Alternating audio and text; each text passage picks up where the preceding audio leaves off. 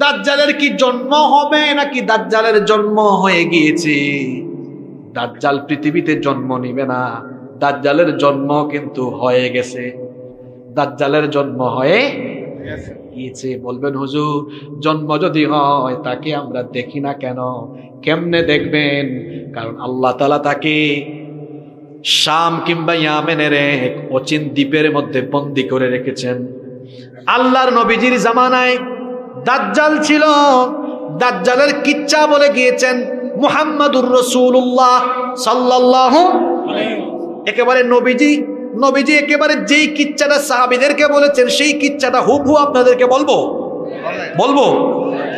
শুনেন তাহলে দাজ্জাল কোথায় আছে বুঝে যাবেন কোন অবস্থায় আছে।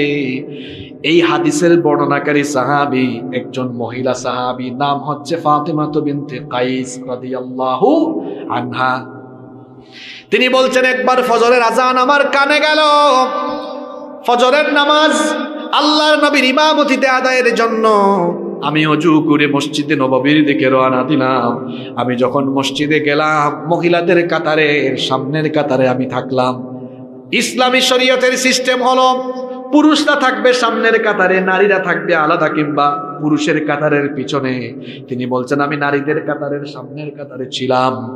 আমরা নামাজের আগ মুহূর্তে শুনলাম নবীজি বলছেন, ও আমার সাহাবীরা, আজকে নামাজের পরে কেউ নিজেদের জায়গা থেকে উঠবা না, তোমাদের উদ্দেশ্যে আমি কিছু কথা বলবো। এরপরে নবীজি নামাজে ইমামতি করলেন, সালাম ফিরালেন। সালাম ফিরিয়ে আল্লাহর নবী আমাদের দিকে চেহারা ঘুরালেন। এরপরে নবীজি বললেন, শোনো, তামিমদারি এতদিন খ্রিস্টান ছিল, তামিমদারি আমার হাতে এসে ইসলাম গ্রহণ করে মুসলমান হয়েছে। সুবহানাল্লাহ।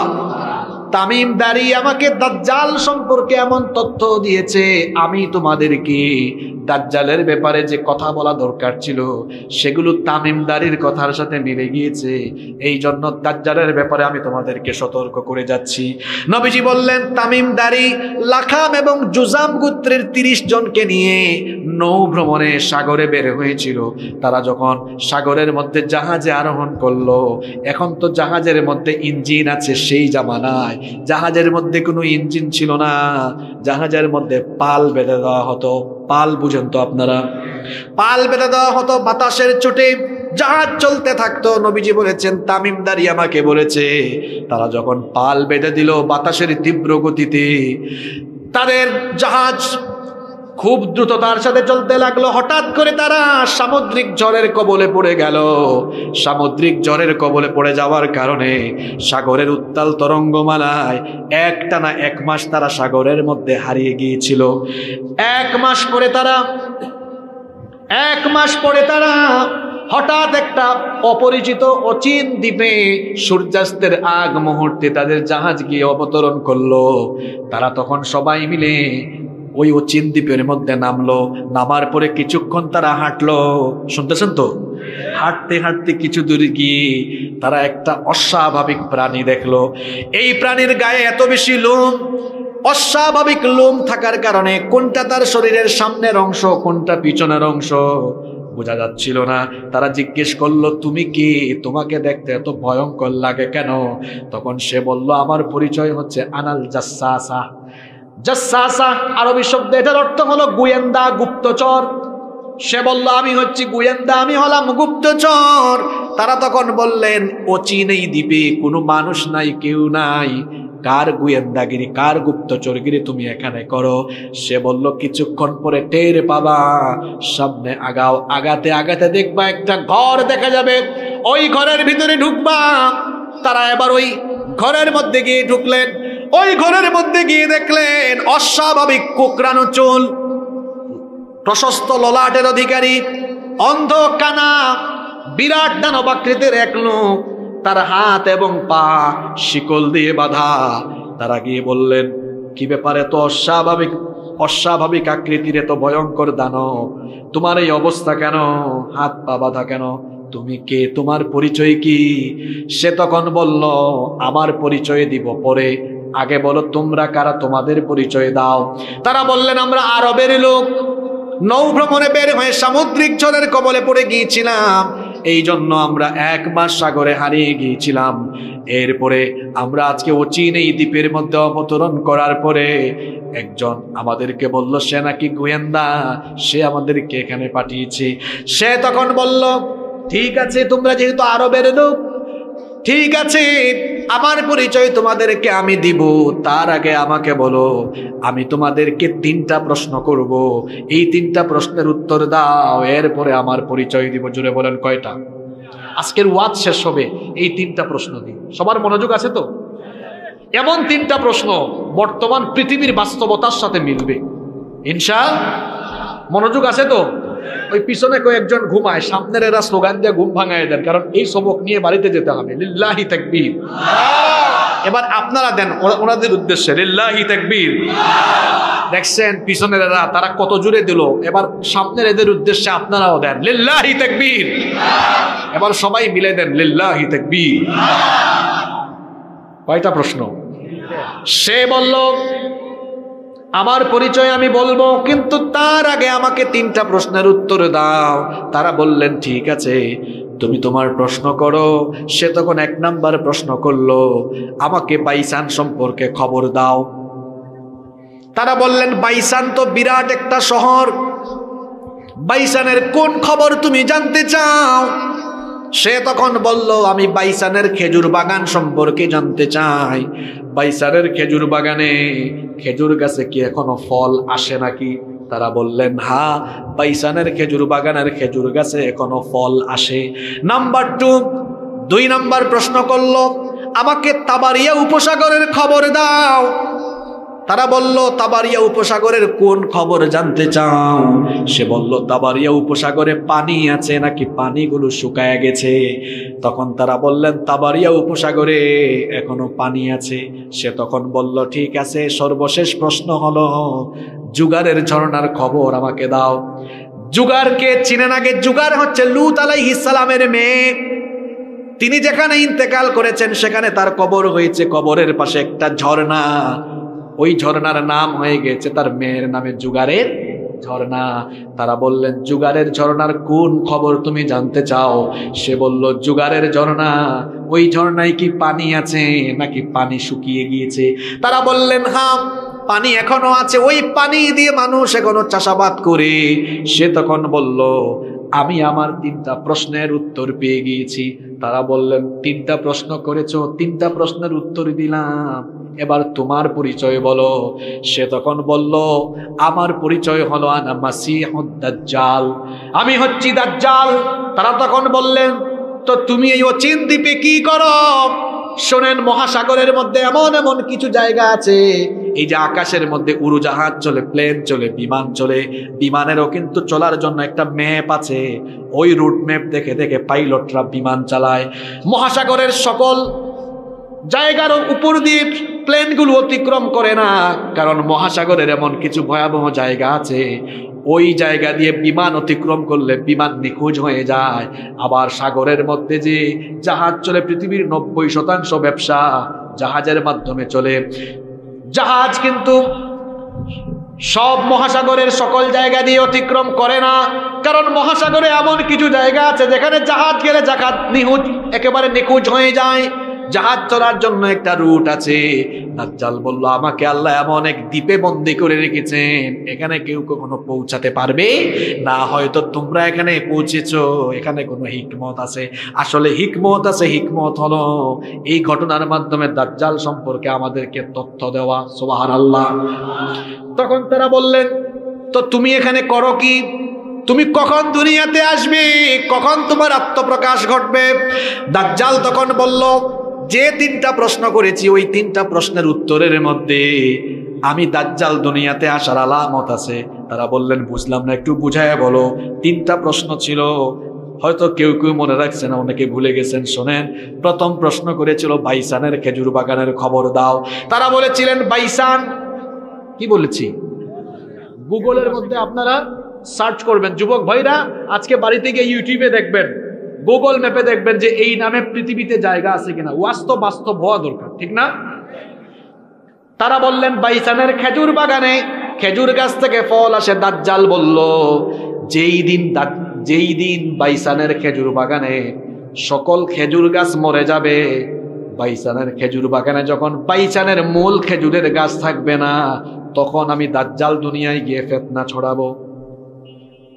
বাইসানের খেজুর বাগানে যখন খেজুর থাকবে, আজকে বাড়িতে গিয়ে গুগল শরীফ বুঝেন তো আপনারা, গুগলে সার্চ করবেন হোয়াট ইজ বাইসান, বাইসান কি এবং বাইসান কোথায় অবস্থিত, তারপরে বাইসানের খেজুর বাগানের খেজুর গাছগুলো কোন জায়গা থেকে আনা হয়েছে, সব পরে দেখবেন, ইউটিউবেও দেখবেন। বাইসানের খেজুর বাগানে বর্তমানে বাইসানের মূল খেজুর গাছ একটাও নাই। বাইসান ছিল ফিলিস্তিনের জায়গা, এটাকে ইহুদিরা দখল করে ফেলেছে। এখন বর্তমানে ইহুদিরা ওই জায়গাকে দখল করে ফেলেছে এবং ইহুদিরা বাইসানে মরক্কো থেকে কিছু খেজুর গাছ এনে লাগিয়েছে। তাহলে আমাকে উত্তর দেন, বাইসানের খেজুর বাগানের খেজুর বাগানের মূল খেজুর গাছ আছে? জোরে আছে? বাস্তববাদ শুনে যান। দাজ্জাল যে আপনার ঘরের দরজায় এসে কোরআন নাড়ছে, কিছুদিন পর নাড়ছে, তা আপনিই টের পাবেন। সে বলল অচিরেই বাইসানের খেজুর বাগানের কোনো খেজুর গাছে ফল আসবে না, তখন আমি দাজ্জালের আগমন হবে। 2 নম্বর বলেছিলাম তাবারিয়া উপসাগরের কি অবস্থা, তোমরা বলেছো তাবারিয়া উপসাগরে পানি আছে। তাবারিয়া উপসাগরের পানি যখন শুকায় যাবে, তখন আমি দাজ্জাল দুনিয়ায় আসব। তাবারিয়া উপসাগর, এটাকে দেখবেন ইউটিউব বা গুগলে সার্চ করলে, এটাকে এখন বলা হয় sea of Galilee. Sea of, এটা পানি তারা ফিলিস্তিনদেরকে দেয়।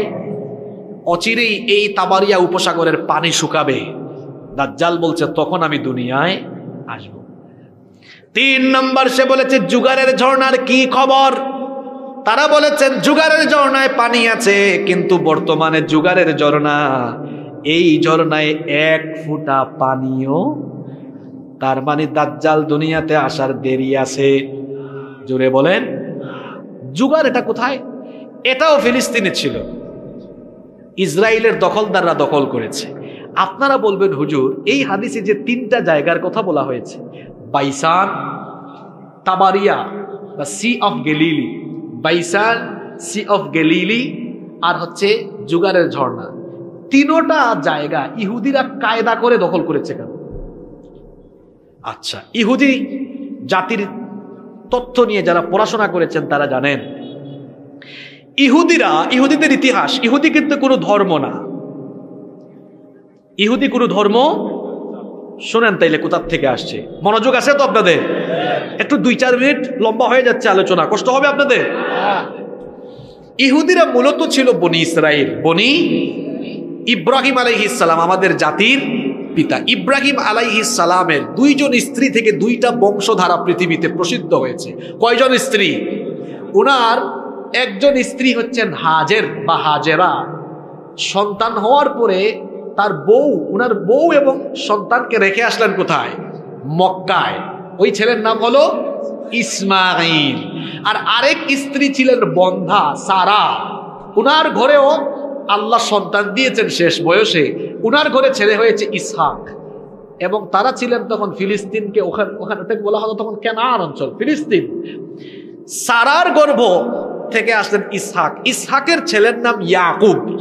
ইসহাকের ছেলের নাম ইয়াকুব আলাইহিস সালামের উপাধি ছিল ইসরাইল। কি ছিল? ইহুদিরা তাদের স্টেটের নাম রেখেছে ইসরাইল। এই ইসরাইল এটা ছিল ইয়াকুব নবীর উপাধি, এটার অর্থ হলো আল্লাহর বান্দা। ইয়াকুব নবীর ছিল 12টা ছেলে। কয়টা ছেলে? 10 ছেলে এক ঘরের আর 2 ছেলে আরেক ঘরের। ওই 2 জনের মধ্যে একজন ছিলেন ইউসুফ আর একজন হচ্ছে বিনিয়ামিন, আর বাকি 10 ভাই আরেক ঘরের। ওই ইয়াকুব নবীকে বলা হয় ইসরাইল বা ইসরাইল, আর তার সন্তানদেরকে বলা হয় বনি ইসরাইল। বনি ইসরাইল মানে হচ্ছে ইসরাইলের সন্তানগণ বা ইয়াকুব নবীর সন্তানগণ। এই 12 ছেলের মধ্যে এক ছেলের নাম ছিল ইয়াহুদা। এক ছেলের নাম ছিল কি? ইয়াহুদা। এই ইয়াহুদার বংশ থেকে পৃথিবীতে এক পর্যায়ে ইহুদি জাতির উদ্ভব হয়েছে। এটা কোনো মূলত ধর্ম না। এই ইহুদিরা শেষ নবীর এই ইহুদিরা তাদের মাসিহের অপেক্ষায় ছিল, তারা তাদের মাসিহকে চিনতে পারে নাই, তারা তাদের মাসিহকে হত্যা করেছে। আর খ্রিস্টানরা আর ইহুদিরা তারা মনে করেছে ঈসা নবীকে তারা মেরে ফেলেছে। আর আল্লাহ কোরআনে বলেছেন ঈসা নবীকে তারা শুলে চড়াতে পারে নাই, বরং ঈসা নবীর সুরত আল্লাহ আরেকজনকে দিয়েছেন, আর ওই লোককে তারা শুলে চড়িয়েছে। ইহুদি খ্রিস্টানরা আছে মিসা নিয়ে, আমরা আছি ঈসা নিয়ে। ইহুদি খ্রিস্টানরা আছে কি নিয়ে? মিস্টার মিসা নিয়ে, আর আমরা আছি ঈসা নিয়ে। ঈসা আলাইহিস সালাম মারা যান নাই, তাকে আল্লাহ আকাশে উঠায় রেখেছেন। কারণ ঈসা নবী দোয়া করেছিলেন, আল্লাহ আমাকে শেষ নবীর উম্মত বানিও। আল্লাহ তার দোয়া কবুল করেছেন। এজন্য আখিরি জামানায় দাজ্জালকে হত্যার জন্য আল্লাহ তাআলা ঈসা আলাইহিস সালামকে পাঠাবেন। সুবহানাল্লাহ। তো শুনেন, এই তিনটা জায়গায় ইহুদিরা দখল করেছে কেন জানেন? ইহুদিদের বিশ্বাস যে এই তিন জায়গার আলামতের সাথে দাজ্জালের আত্মপ্রকাশ সম্পর্কিত। তারা মনে করে দাজ্জাল তাদের ইমাম, ইহুদিরা মনে করে দাজ্জাল তাদের ইমাম, এবং তারা মনে করে এই দাজ্জাল আসলে তারা গোটা পৃথিবীর নেতৃত্ব পেয়ে যাবে, তারা গোটা পৃথিবী শাসন করবে। এটা তাদের স্বপ্ন। এই স্বপ্ন দুঃস্বপ্ন থেকে যাবে, কারণ এই দাজ্জালকে হত্যা করার জন্য আল্লাহ ইমাম মাহদী এবং ঈসা আলাইহিস সালামকে পাঠাবেন। আল্লাহু আকবার। আপনাদের কষ্ট হচ্ছে? 10-15 মিনিট থাকা যাবে না ইনশাআল্লাহ? কিচ্ছা তো শেষ হয় নাই এখনো। তো সে বলল, এই তিনটা প্রশ্নের উত্তর দিয়ে সে তার কি করলো? পৃথিবীতে আগমনের কথা জানালো। এবার এরা বললেন, তুমি পৃথিবীতে গিয়ে কতদিন থাকবা? কানা দাজ্জাল তখন বলল, পৃথিবীতে আমার অবস্থানের সময় হবে 40 দিন। জুড়ে বলেন কতদিন? আস্তে বলবেন না, জুড়ে বলেন কতদিন? 40 দিন। তবে আমার প্রথম দিন হবে 1 বছরের সমান, প্রথম দিন হবে 1 বছরের সমান, দ্বিতীয় দিন হবে 1 মাসের সমান, তৃতীয় দিন হবে 1 সপ্তাহের সমান, আর বাদ বাকি 37 দিন হবে স্বাভাবিক দিনের মতো। সাহাবীরা বললেন, ওগো আল্লাহর নবী, দাজ্জালের প্রথম দিনটা যদি 1 বছরের সমান হয়, তাহলে এত নামাজ আমরা কিভাবে পড়ব? নবীজি বললেন, অনুমান করে করে, ওয়াক্তগুলো অনুমান করে করে তোমরা নামাজ আদায় করে নিও। দাজ্জাল পৃথিবীতে আসার পর গোটা দুনিয়ায় ফিতনা চালাবে, কিন্তু 3টা জায়গায় যেতে পারবে না, 2টা জায়গায় যেতে পারবে না। একটা হলো মক্কা, আর একটা হলো মদিনা। মক্কায় যখন ঢুকতে চাইবে ফেরেশতা ভাগায়া দিবে, মদিনায় যখন ঢুকতে চাইবে ফেরেশতা ভাগায়া দিবে। এই দাজ্জাল দুনিয়াতে এসে গোটা দুনিয়ায় ফিতনা চালাবে। দাজ্জালের সৈন্য হবে মোট 70,000। জুড়ে বলেন কত হাজার? 70,000 ইহুদি সৈন্য থাকবে, আর কিছু অজ্ঞ জাহেল মহিলা থাকবে। এই দাজ্জাল গোটা দুনিয়ায় যখন ফিতনা চালাবে, দাজ্জালকে হত্যা করার জন্য আল্লাহ তাআলা সাইয়েদনা ঈসা আলাইহিস সালামকে পাঠাবেন। কেমনে পাঠাবেন শুনেন। ইমাম মাহদী আলাইহিস সালাম, ঈসা নবী যে মসজিদে আসবেন, মসজিদটাও কিন্তু রেডি হয়ে আছে। শুনেন, হাদিস থেকে বলছি, আল্লাহর নবী বলেছেন, ফজরের নামাজের সময় ইমাম মাহদী সিরিয়ার দামেস্কের পূর্ব দিকের সাদা গম্বুজওয়ালা একটা মসজিদ, ওই মসজিদে ইমাম মাহদী নামাজে ইমামতির জন্য যখন দাঁড়াবেন, ঠিক ওই সময়ে নামাজের দাঁড়ানোর ঠিক আগ মুহূর্তে 2 জন ফেরেশতার ডানার উপরে বর করে সিরিয়ার দামেস্কের সাদা গম্বুজওয়ালা ওই মসজিদের মধ্যে ঈসা আলাইহিস সালাম অবতরণ করবেন। সুবহানাল্লাহ। ইমাম মাহদী দেখেই চিনে ফেলবেন, দেখেই বলবেন, আহলান ওয়া সাহলান, আসেন, আপনার অপেক্ষায় আমরা ছিলাম, আপনি নামাজের ইমামতির জায়গায় দাঁড়ান। ইমাম মাহদী যখন এই কথা বলবেন, ঈসা আলাইহিস সালাম তখন বলবেন, না, আপনি ইমাম, আপনি হচ্ছেন গোটা দুনিয়ার মুসলমানদের খলিফা, আপনি ইমামতি করেন, আমি মুক্তাদি হব। নামাজ আরম্ভ হয়ে যাবে। ওইদিকে দাজ্জাল তার 70,000 ইহুদি বাহিনী নিয়ে ইমাম মাহদীকে হত্যার জন্য সিরিয়ায় আসতে থাকবে। আস্তে আস্তে ওই সাদা গম্বুজওয়ালা মসজিদের বাহিরে চলে আসবে। দাজ্জাল তো আর জানে না, তার জমদূত হয়ে দুনিয়াতে ইতিমধ্যে চলে এসেছেন ঈসা ইবনে মারইয়াম। সুবহানাল্লাহ। নামাজের শেষে ঈসা আলাইহিস সালাম বক্তব্য দিবেন, বলবেন,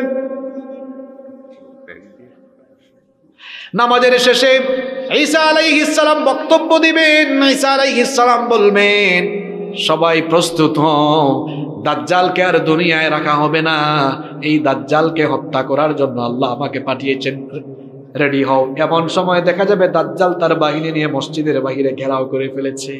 ঠিক সেই সময় ঈসা আলাইহিস সালাম বের হবেন। ইমানদার কখনো অস্ত্র শস্ত্রকে ভয় পায় না, ইমানদারদের অন্তরে কেবল একজনের ভয় আছে, তিনি কি? ঈসা আলাইহিস সালাম বের হবেন মসজিদ থেকে। দাজ্জাল যখন ঈসা আলাইহিস সালামকে দেখবে, হাদিসে এসেছে নবীজি বলেছেন লবণ যেমন পানিতে গলে যায় ঠিক তেমনি ভাবে ঈসা আলাইহিস সালামকে দেখে দাজ্জালও গলে যাওয়ার মতো অবস্থা হবে। কিসের আর যুদ্ধ? দাজ্জাল তখন ঈসা নবীকে দেখে পালাতে থাকবে। ঈসা নবী দাজ্জালকে ধরার জন্য ঈসা নবী এবার ঈসা আলাইহিস সালাম তাকে ধাওয়া করতে থাকবেন।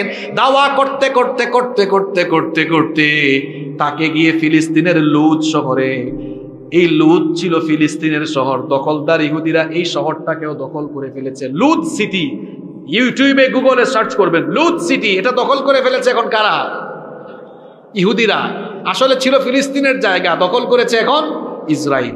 ওই লুদ শহরের কাছে নিয়ে যাবেন, বাবে লুদের কাছে গিয়ে ঈসা আলাইহিস সালাম তার বর্ষা দিয়ে দাজ্জালকে তিনি সেখানে কতল করবেন। আল্লাহু আকবার। একটু আগে যে বলেছি ফিলিস্তিন হবে আগামী দুনিয়ার মূল ক্যারেক্টার, মূল চরিত্র। আখিরি জামানায় যা হবে সব ফিলিস্তিনকে কেন্দ্র করে হবে। এখানেই মাহদি, এখানেই দাজ্জাল, এখানেই ঈসা আলাইহিস সালাম, এখানেই দাজ্জালের মৃত্যু। এটাই হবে গোটা দুনিয়া শাসন পরিচালনার হেড অফিস। সুবহানাল্লাহ। দাজ্জাল শেষ। দাজ্জালের 70,000 ইহুদি বাহিনীর অবস্থা কি হবে? ইমানদাররা তাদেরকে কচু কাটা আরম্ভ করবে। এই ইহুদি জাত জান বাঁচানোর জন্য দেয়ালের পিছনে আশ্রয় নিবে। আল্লাহর হাবিব বলেছেন এই ইহুদিদেরকে হত্যা করার জন্য ওই দিন আল্লাহ দেয়ালের জবানও খুলে দিবেন। দেয়াল তখন ইমানদার মুজাহিদদেরকে বলবে, হে আল্লাহর জন্য, হে আল্লাহর দিনের মুজাহিদ, আমার আড়ালে এক ইহুদি আছে, তাকে ধরো এবং হত্যা করো। আল্লাহু আকবার। গাছের আড়ালে আশ্রয় নিবে, গাছের জবান আল্লাহ খুলে দিবেন। গাছ বলবে আমার আড়ালে এক কাফির আছে, তাকে ধরে ধরে হত্যা করো। এইভাবে করে দাজ্জাল এবং তার বাহিনীকে শেষ করে দিয়ে গোটা দুনিয়ায় আবারও ইসলামের পতাকা বিজয়ী হবে। সম্মানিত ভাইয়েরা, কষ্ট হচ্ছে আপনাদের? আজকের মাহফিলে আসতে পেরে আপনারা সবাই খুশি না বেজার? কারা কারা খুশি একটু হাত তুলেন তো দেখি। মাশাআল্লাহ মাশাআল্লাহ। একটু হাত ভালো করে তুলেন না, এবার একটু নাড়াচাড়া মারেন। অনেক কষ্ট করছেন আপনারা, দীর্ঘক্ষণ ওয়াজ শুনতেছেন। হয়েছে হয়েছে, ঠিক আছে, সোজা করেন, একদম সোজা করেন, সোজা করেন। আচ্ছা দেখি আমার আজকের মাহফিলের সৈন্যবাহিনী কোথায়? আমাদের স্বেচ্ছাসেবক ভাইয়েরা চারিদিক থেকে ঘায়েল করে ফেলেন, ব্যাগ নিয়ে ঢুকেন। আর আপনারা কি করেন? হাতগুলা নামান, নামাইয়া পকেটে ঢুকান। মানুষের পকেটে ঢুকাইয়েন না, নিজের পকেটে ঢুকান। আর এই যে মসজিদের উদ্যোগে আজকের মাহফিল, মসজিদটার কাজ চলতেছে। নবীজি বলেছেন মান বানা লিল্লাহি মসজিদান বানাল্লাহু বাইতান ফিল জান্নাহ। যে আল্লাহর ঘর, এই যে আপনারা উঠে যাচ্ছেন কেন? আমার তো কথা এখনো কিছু বাকি আছে। আপনারা কি মোনাজাত করে যাবেন না? আপনার মানুষ তো ভদ্র মানুষ। হ্যাঁ আচ্ছা, গত বছর মাহফিলে ছিল, আপনারা বলেন তো এই বছর মাহফিলে নাই, কবরে চলে গেছে এমন কিছু মানুষ আমাদের এলাকায় আছে তো? আছে তো আগামী বছর তো আপনি না থাকতে পারেন। এটা জীবনের শেষ মুনাজাত। হাজার হাজার মানুষ এখানে এসেছেন। কার কার কার মাধ্যমে, যে কার হাতের জন্য যে দোয়া কবুল হয়? আমি তো গুনাহগার, কিন্তু আমি তো মুসাফির, সফর অবস্থায় দোয়া কবুল হয় বলেছেন মুহাম্মদ সাল্লাল্লাহু। কে উঠবেন না? আমার কিছু কথা বাকি আছে, মোনাজাত হবে এরপরে, তারপর আমরা উঠবো ইনশাআল্লাহ। একটা স্লোগান দেন, লিল্লাহি তাকবীর, লিল্লাহি তাকবীর, লিল্লাহি তাকবীর। যে ফিলিস্তিনকে নিয়ে এখন এত ষড়যন্ত্র, যে ফিলিস্তিনিদের উপর এত নির্যাতন, এই ফিলিস্তিনের ভূমি হবে আগামী দুনিয়া শাসনের মূল কেন্দ্রবিন্দু। সুবহানাল্লাহ পড়েন। যে দাজ্জাল এত ফিতনা চালাবে, বাবারা ভাইয়েরা, এই দাজ্জালের ফিতনা থেকে সবাই বাঁচতে চান তো? তা কিছু আমল শিখে যাবেন না আজকে আসছেন যে? হ্যাঁ, দাজ্জালের ফিতনা থেকে বাঁচার জন্য আমরা আমল করব 3টা। জোরে বলেন কয়টা? এই তো আপনারা অমনোযোগী হয়ে গেছেন। ব্যাগ নিয়ে যে যার ভাইয়েরা যাবে, এখানে ভাইয়েরা আছেন যাবে। আপনারা একটু মনোযোগ দেন, 5 মিনিট, এরপরে মোনাজাত হবে। বসেন, যারা দাঁড়িয়ে আছেন বসে যান, বিশৃঙ্খলা করবেন না। এই দাজ্জালের ফিতনা থেকে বাঁচার জন্য কয়টা আমল করব আমরা?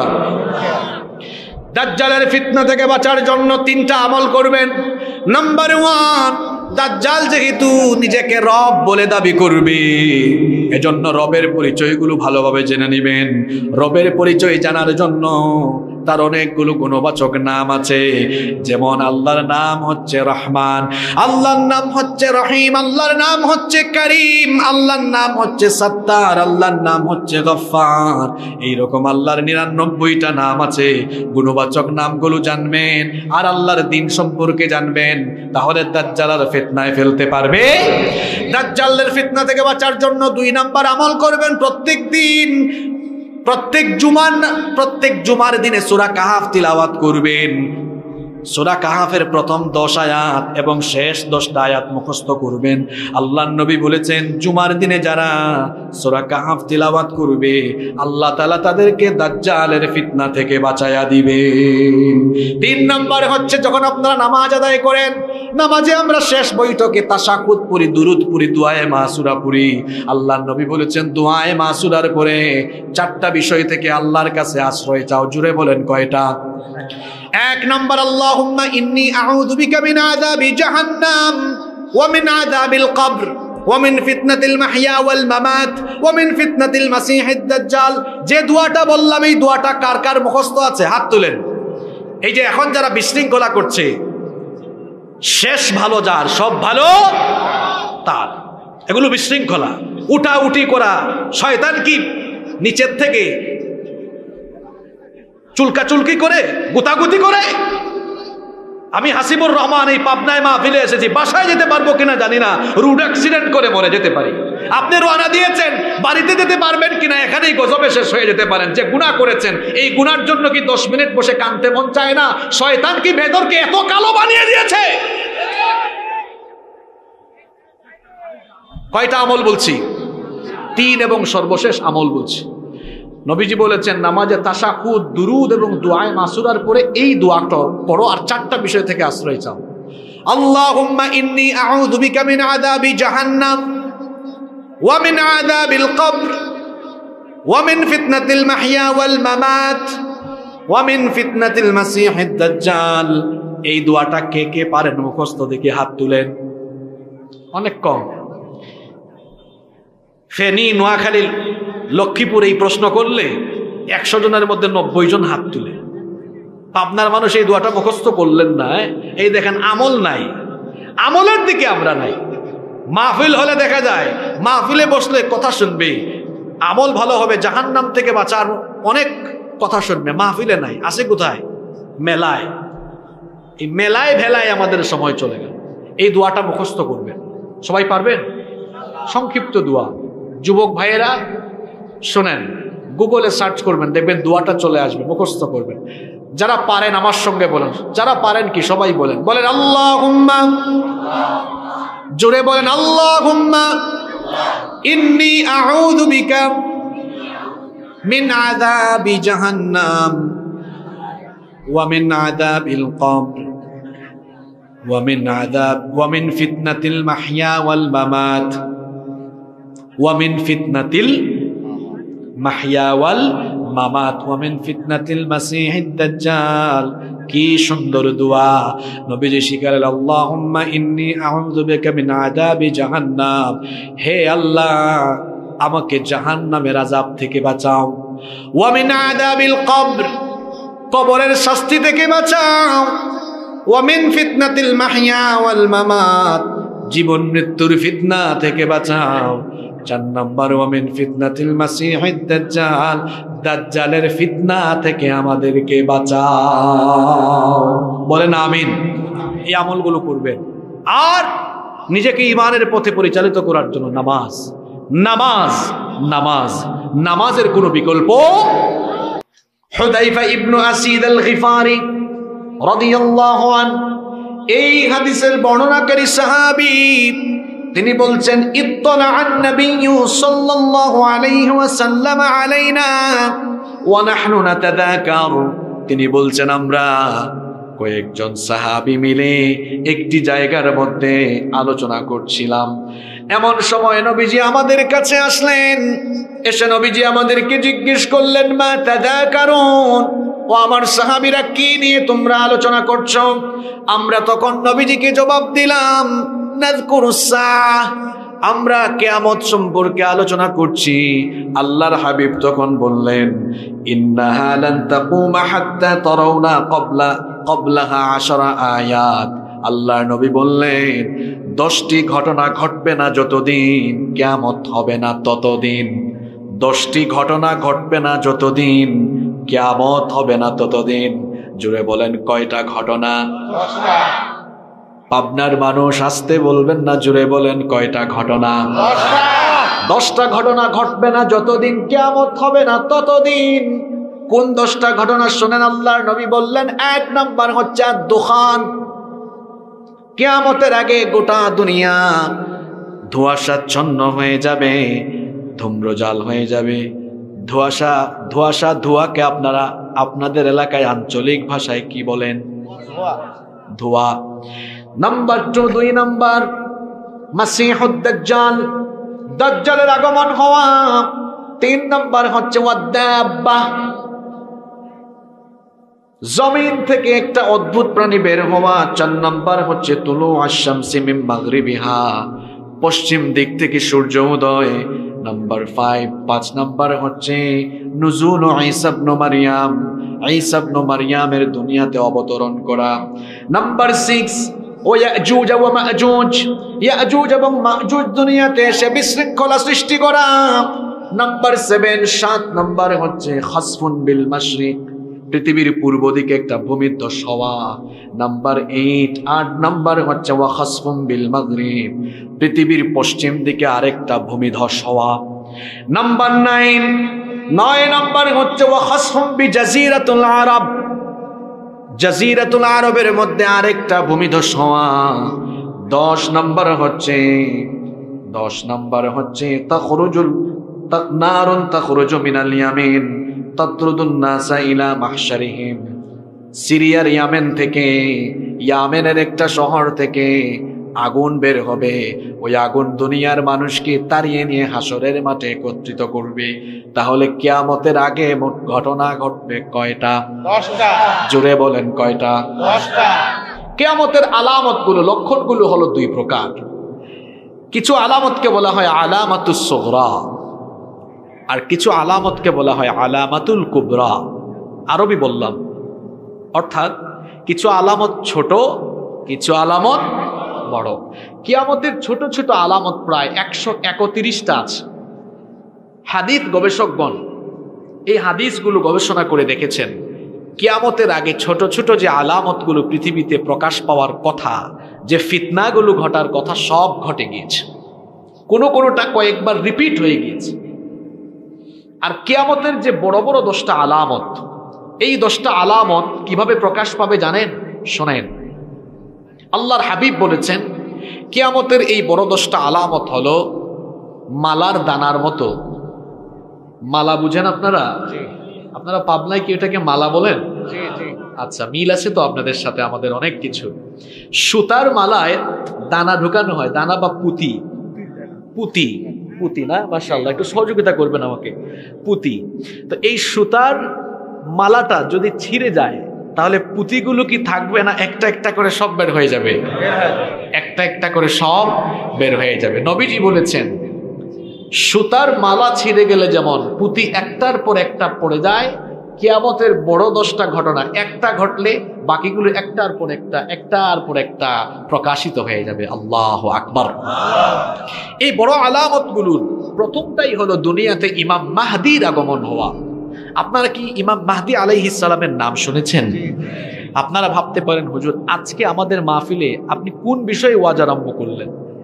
একটু পরে বুঝবেন।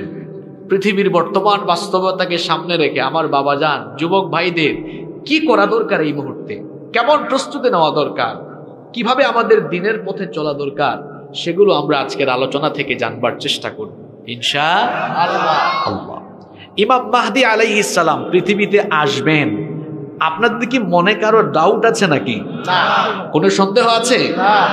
মাহদি হচ্ছেন কিয়ামতের আগে সকল কাফির, মুশরিক, বেঈমান, মুনাফিক, স্বৈরাচার এবং জালিমের জমদূত হয়ে দুনিয়ায় আগমন করে সকল জালিম শক্তিকে পৃথিবীর মাটির নিচে গেড়ে দিয়ে ইসলামের পতাকা তিনি উড়িয়ে দিবেন।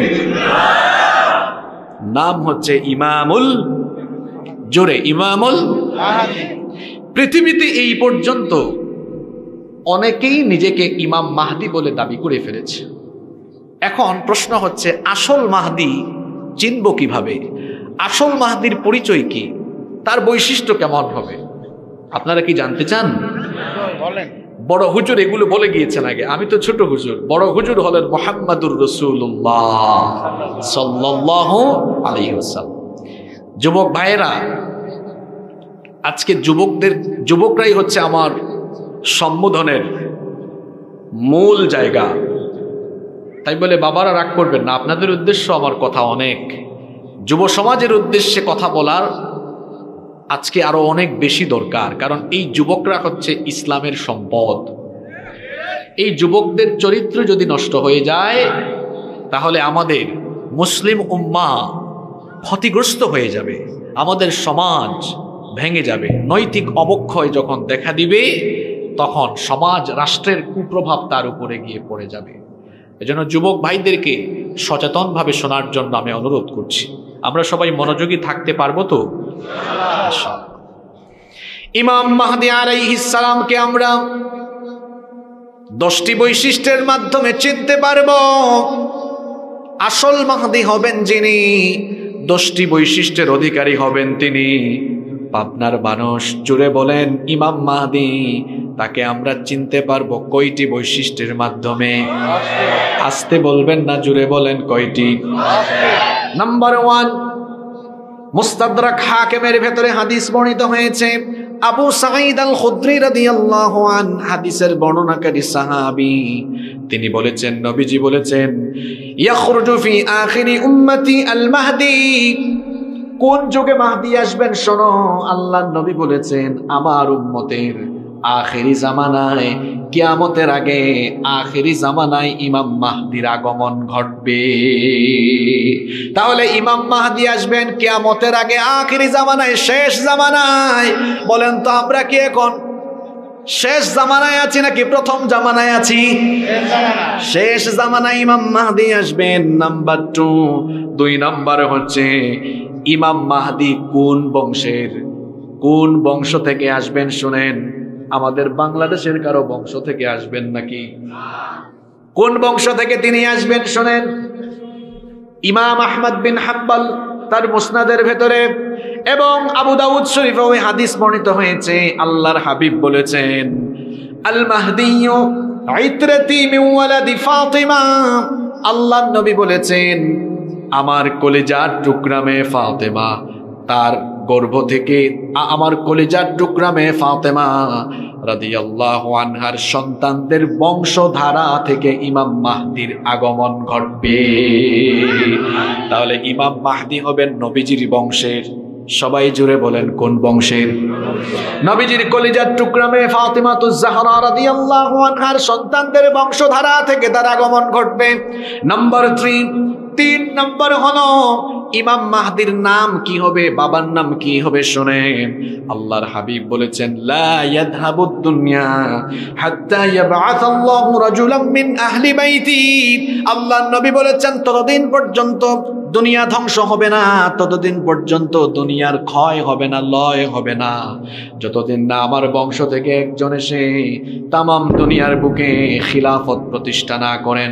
তার পরিচয় কি হবে, নাম এবং বাবার নাম কি হবে? আল্লাহর হাবিব বলেছেন, ইউআতি ইসমুহু ইসমি ওয়াসমা আবি ইসমা আবি। তার নাম হবে আমার নামে, তার বাবার নাম হবে আমার বাবার নামে। আমার নাম হচ্ছে মুহাম্মদ, আমার নাম হচ্ছে আহমদ। মাহদী হয়ে যিনি আসবেন তার নাম হবে মুহাম্মদ, তার নাম হবে আহমদ। সবাই বলেন তো দেখি নবীজির বাবার নাম কি? আস্তে বলবেন না, জোরে বলেন নবীজির বাবার নাম কি? আল্লাহর নবী বলেছেন, ওয়াসমা আবি ইসমা আবি। মাহদী হবেন তিনি, আমার বাবার নাম আব্দুল্লাহ, তার বাবার নাম হবে আব্দুল্লাহ। অর্থাৎ কিয়ামতের আগে ইমাম মাহদী হয়ে যিনি আসবেন তার নাম হচ্ছে মুহাম্মদ বিন আব্দুল্লাহ। সুবহানাল্লাহ পড়বেন না? মাহদী হচ্ছে তার নাম, তার লকব, তার উপাধি। মাহদী আরবি শব্দ, এটার অর্থ হচ্ছে সুপথ প্রাপ্ত, হেদায়াত প্রাপ্ত।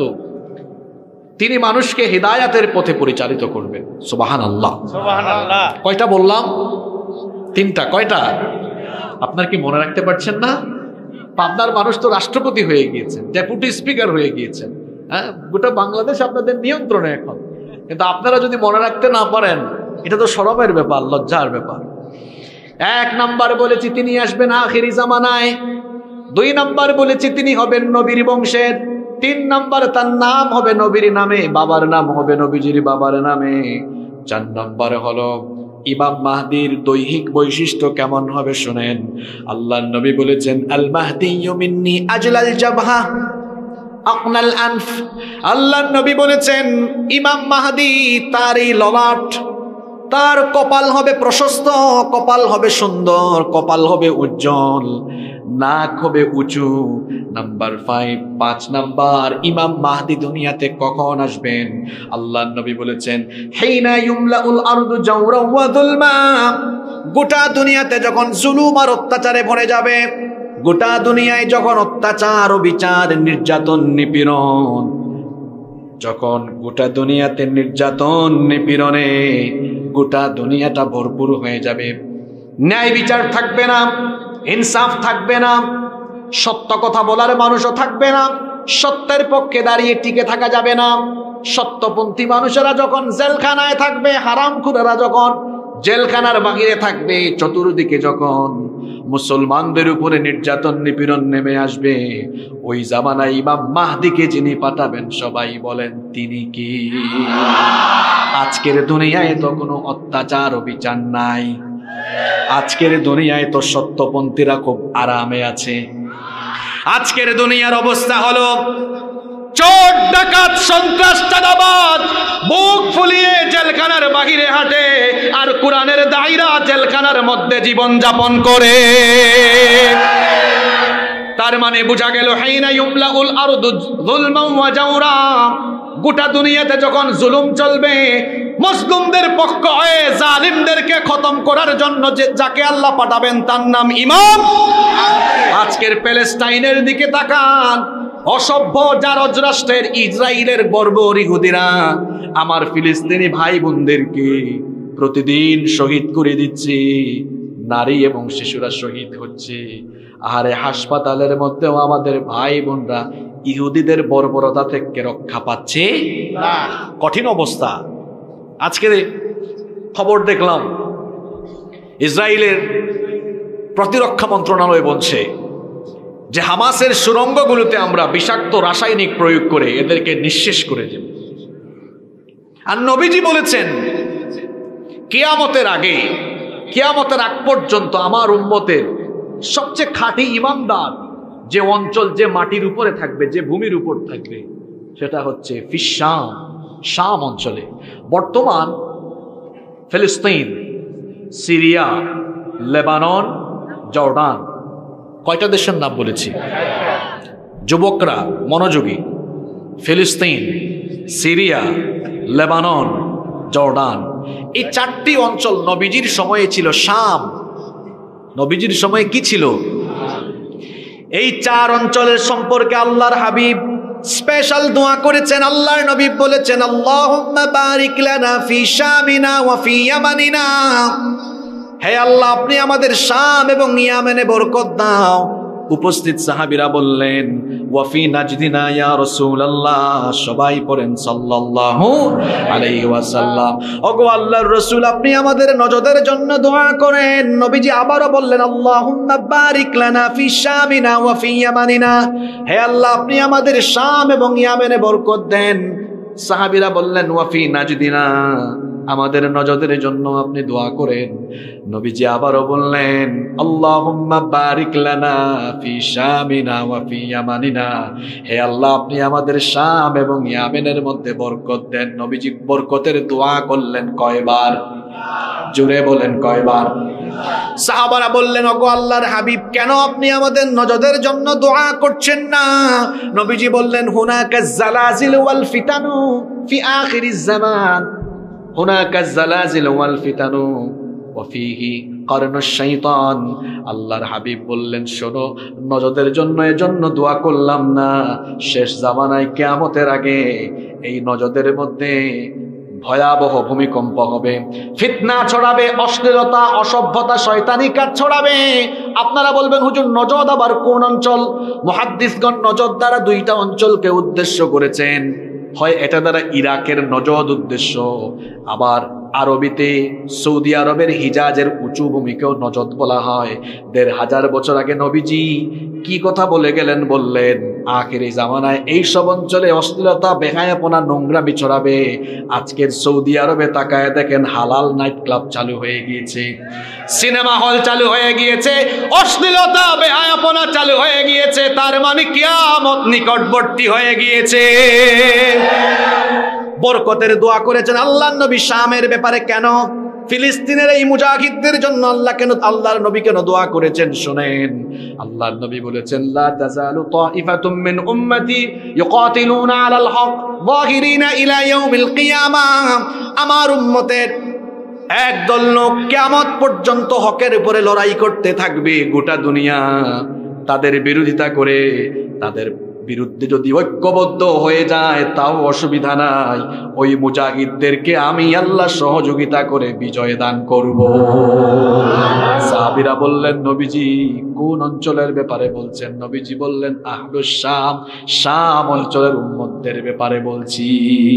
ফিলিস্তিন সম্পর্কে ভালোভাবে যুবকরা জেনে নাও, ফিলিস্তিনের ভূমি হচ্ছে আরদুল মাহশারি ওয়াল মানশার, এটাই হবে কিয়ামতের মাঠ। আল্লাহর হাবিব বলেছেন, এই ভূমিকে কেন্দ্র করে আখিরি জামানায় সবকিছু ঘটবে। এই ফিলিস্তিনে এসেছেন হাজার হাজার নবী রাসূল, এখানে এসেছেন সাইয়েদনা ইব্রাহিম আলাইহিস সালাম, এখানে এসেছেন সাইয়েদনা ইসহাক, এখানে এসেছেন সাইয়েদনা ইয়াকুব আলাইহিস সালাম, এখানে এসেছেন সাইয়েদনা দাউদ আলাইহিস সালাম, এখানে এসেছেন তার ছেলে সুলাইমান আলাইহিস সালাম, এখানে এসেছেন মুসা নবী, এখানে এসেছেন ঈসা নবী, এখানে আসবেন মাহদি, এখানে আসবে দাজ্জাল, এখানে মরবে দাজ্জাল, এখানে আসবেন আবার শেষ জামানায় ঈসা। সুবহানাল্লাহ। ফিলিস্তিনে অবস্থিত মসজিদে আকসা, এটা ছিল আমাদের আগের কিবলা। ফিলিস্তিনের এই ভূমিকে আল্লাহর নবী বরকতময় ভূমি বলেছেন। আল্লাহ তাআলা কোরআনে 5 জায়গায় ফিলিস্তিনের ভূমিকে বরকতময় ভূমি বলেছেন। আল্লাহু আকবার। তারা বলছে শেষ করে দিবে, আর আল্লাহর হাবিব বলেছেন কিয়ামত পর্যন্ত এরা হকের উপরে টিকে থাকবে, আর এদেরকে আল্লাহ বিজয় দিবেন। সুবহানাল্লাহ। ফিলিস্তিনিদের ঈমান আর আমাদের ঈমান একরকম নয়। আল্লাহর নবী বলেছেন, আখিরি জামানায় যখন তামাম দুনিয়ায় ফিতনা ছড়িয়ে যাবে, ঈমান দেখতে চাইলে ফিলিস্তিনের দিকে তাকাবে। সুবহানাল্লাহ কইতে মন চায় না?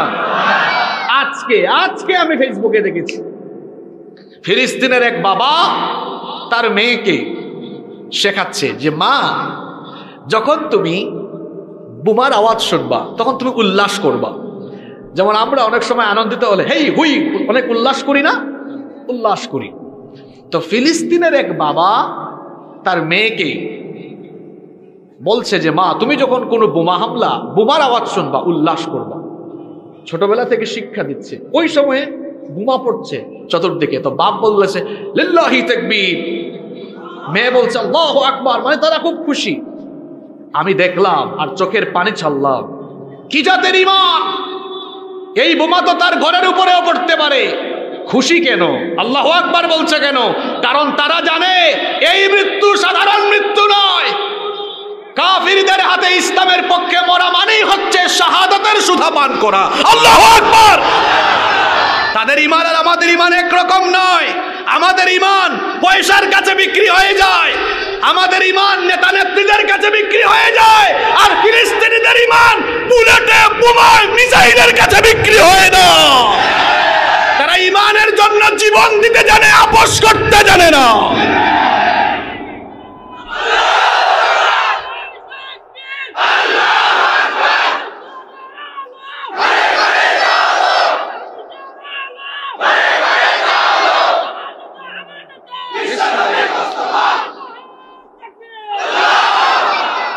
কষ্ট হচ্ছে আপনাদের? আমরা কার পরিচয় জানি বলছিলাম? ইমাম মাহদি আলাইহিস সালামের 10টা বৈশিষ্ট্য বলছিলাম, তার মধ্যে 5 নাম্বার বলছিলাম হাইনা ইউমলাউল আরদু, জুলমান ওয়া জামরান, যখন গোটা দুনিয়া জুলুম অত্যাচারে ভরে যাবে, তখন ইমাম মাহদী আলাইহিস সালাম আসবেন। আজকের ফিলিস্তিনিরা নির্যাতিত, আগামীর বিশ্বকে শাসন করবে এই ফিলিস্তিনিরা। এই যুবকরা শোনেন, আমার বাবাজানরা শোনেন, কি বললাম? আগামীর বিশ্ব শাসন করবে, জোরে বলেন। এটা আবেগী কথা নয়, ওয়াজের মাঠ গরম করা কথা নয় তো এটা। তাহলে বলবেন হুজুর কথার বাস্তবতা কোথায়? বাস্তবতা হলো ইমাম মাহদী সৌদি আরবে আসবেন না। ইমাম মাহদী তিনি আসবেন পূর্ব দিক থেকে, মক্কায় তার প্রকাশ পাবে, এটা একটু পরে বলবো।